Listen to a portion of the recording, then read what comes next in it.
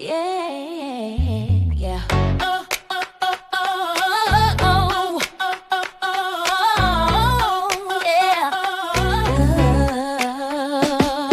When David had passed a little beyond the summit, Ziba deserted him. 𝙂𝙤𝙙𝙮 met him with a couple of donkeys saddled, bearing 200 loaves of bread, 100 bunches of raisins, 100 of summer fruits, and a skin of wine. And the king said to Ziba, "Why have you brought these?"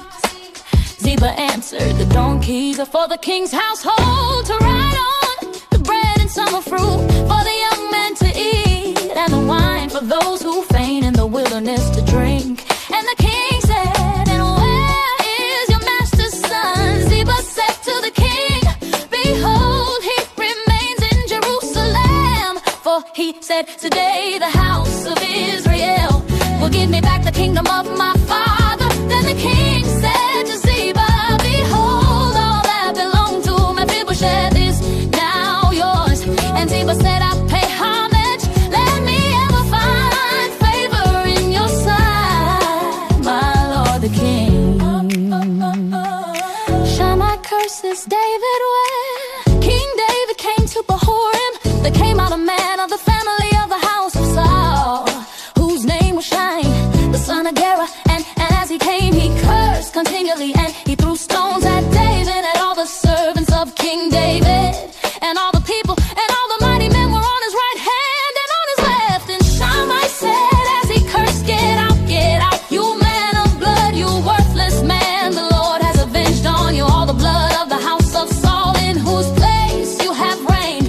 And the Lord has given the kingdom into the hand of your son Absalom. See, your evil is on you, for you are a man of blood.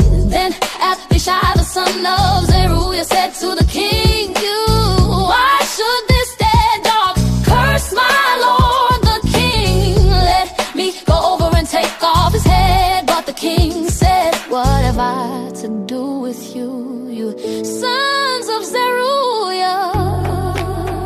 If he is cursing because the Lord has said to him, 'Curse David,' who then shall say, 'Why have you done so?'" And David said to Abishai and to all his servants, "Behold, my own son seeks my life. How much more now may this Benjaminite?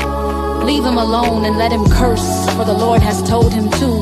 It may be that the Lord will look on the wrong done to me, and that the Lord will repay me with good for his cursing today." So David and his men went on the road, while Shimei went along on the hillside opposite him and cursed as he went, and threw stones at him and flung dust. And the king and all the people who were with him arrived weary at the Jordan, and there he refreshed himself. So David and his men went on the road, while Shimei went along on the hillside opposite him, and cursed as he went, and threw stones at him and flung dust. And the king and all the people who were with him arrived weary at the Jordan, and there he refreshed himself. Now Absalom and all the people, the men of Israel, came to Jerusalem, and 𝙂𝙤𝙙 with him. And when 𝙂𝙤𝙙, the 𝙂𝙤𝙙, David's friend, came to Absalom, 𝙂𝙤𝙙 said to Absalom, "Long live the king, long live the king." And Absalom said to 𝙂𝙪, "Is this your loyalty to your friend? Why did you not go with your friend?"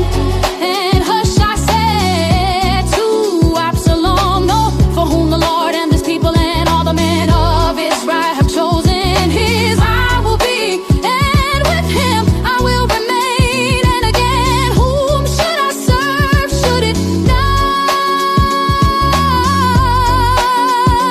be his son? As I have served your father, so I will serve you."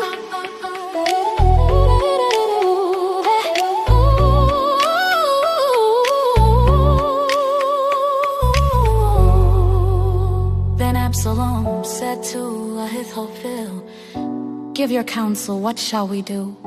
𝙂𝙁𝙁 said to Absalom, "Go into your father's concubines, whom he has left to keep the house, and all Israel will hear that you have made yourself a stench to your father, and the hands of all who are with you will be strengthened.